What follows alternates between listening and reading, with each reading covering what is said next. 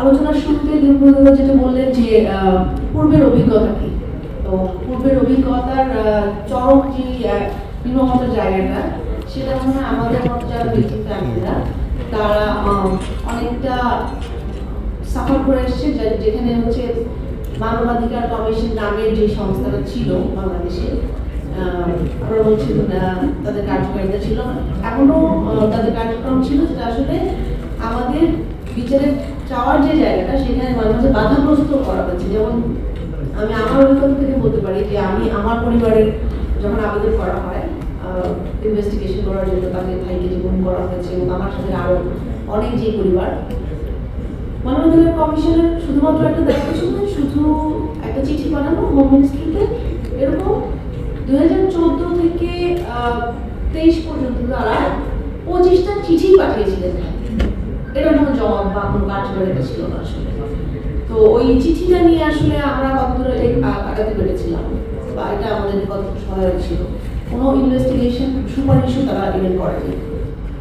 এরকম মানবাধিকার কমিশন কি আমরা সামনে আরেকটা দেখতে যাচ্ছি কিনা?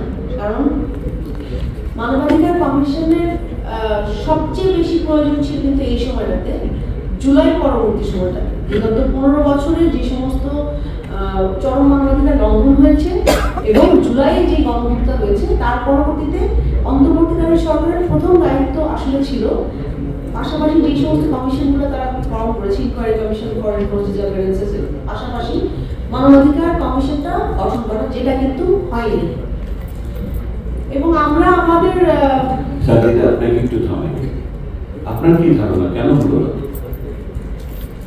একটা মহলের চাপ তাদের কাছে আসলে রয়েই গেছে, আমার মনে হচ্ছে যে চাপটা থেকে আমরা বের হয়ে আসতে পারিনি এখনো। এবং প্রায়োরিটি আমার মনে হচ্ছে যে ইন্ডিয়ান গভর্নমেন্টের মধ্যে সেই তাগাদাটা বা সেটা কি অনুভব করেনি তারা, যে যেটার জন্য তাদেরকে আসলে গঠন করা হয়েছিল মানবাধিকার প্রতিষ্ঠার জন্য এবং বিচারের দাবিতে জুলাইয়ের এই আত্মত্যাগের পরে, সেই জিনিসটা আসলে ক্ষমতায় যাওয়ার পরে বসার পরে সেই জিনিসটা পরিবর্তনটা হয়ে যাবে।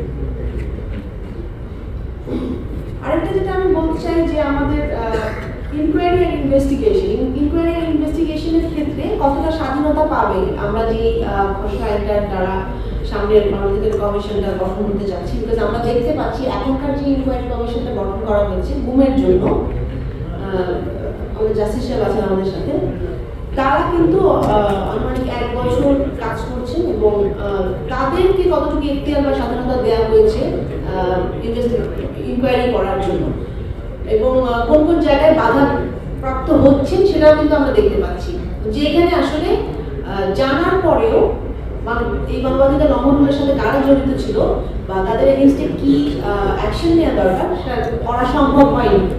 তো এই প্রভাবশালী মহলের চাপ, যেটা রাজনৈতিক বলেন এবং প্রাতিষ্ঠানিক চাপ, সেই চাপটা কিন্তু রয়ে গেছে, এখনো আমরা দৃশ্যমান দেখতে পাচ্ছি। তারপরে আমরা বলবো যে মানবাধিকার কমিশন গঠনের ক্ষেত্রে যে লোকবল বা যে আর্থিক